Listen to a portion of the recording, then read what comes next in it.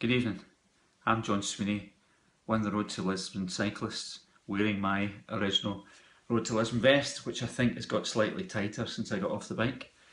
Over the last few days we've had a number of the cyclists telling us about the route, telling us about all that stuff, and it's my turn now to do a bit of that.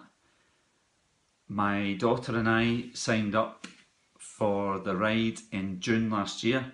I actually bought a bike to do the ride because I hadn't cycled before that. Claire was at that point training for the Ride 100 in London, potential ride. So we signed up. At that point we were signing up to travel across France and Spain. Obviously later in the year, in October, things changed and it was going to be Glasgow to Portsmouth and Santander to Lisbon. And at that point we decided that we'd like to do the Glasgow thing. So signed up for the whole route to go from Celtic Park to Lisbon. About the journey, quite an experience. Very, very emotional on the first day at Celtic Park. All sorts of emotions, great emotions, being in the park, getting videoed in the park, all the cyclists there. You're nervous because you're meeting 30 guys for the first time. You're excited because you're going to do this really exciting challenge, and you're also sort of shitting yourself a bit because you're going to do 1140 miles on a bike, something that you've never managed before, and you're not quite sure whether you're going to manage it. Great to get going that morning. Glasgow was lovely to us, the weather was fine, it wasn't too cold, and it was a beautiful sunny morning. And in fact, on the road from Glasgow to Langham, I think a lot of us got a bit of sunburn because we weren't expecting that good of weather. After that, we settled into the cycle. A good routine getting up in the morning. It was always great. Every night you had dinner with the team, every morning you had breakfast with the team. Always felt like a team every time. In fact, the Green Rock guys commented on it that most cycles people got up and go in little groups, whereas we always had this thing, or so it seemed anyway, that everybody would start together. Obviously, once the first couple of days were out of the way, we broke into groups as we were cycling. Something that Joe was very keen on, because he was getting worried on the first day that 30 people insisted in cycling together.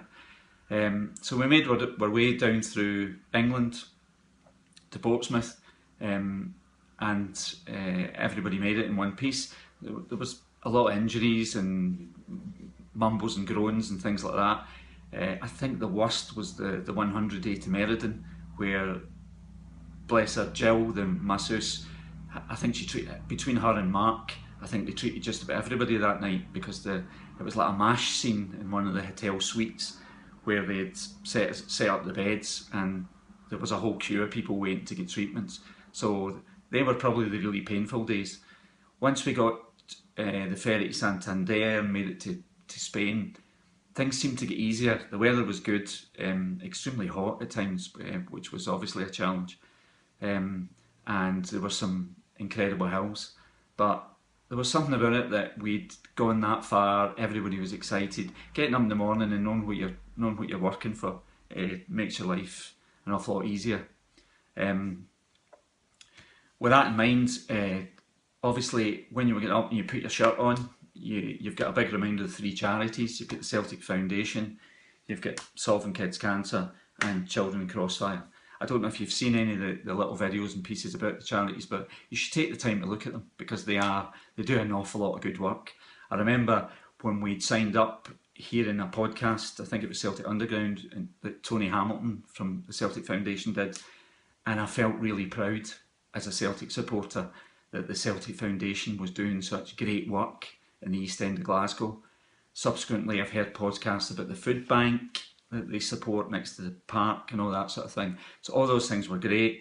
We then got to hear more about the other 2 charities, which do fabulous work, and I've read a lot of things about them. We obviously, on the cycle, we had one of the guys, Noel, whose brother is actually top man in the Children in Crossfire charity, and David gave a little insight into some of that stuff the other night, which was fabulous, because every little bit of information you get about the charities is encouraging, and it's always nice to hear.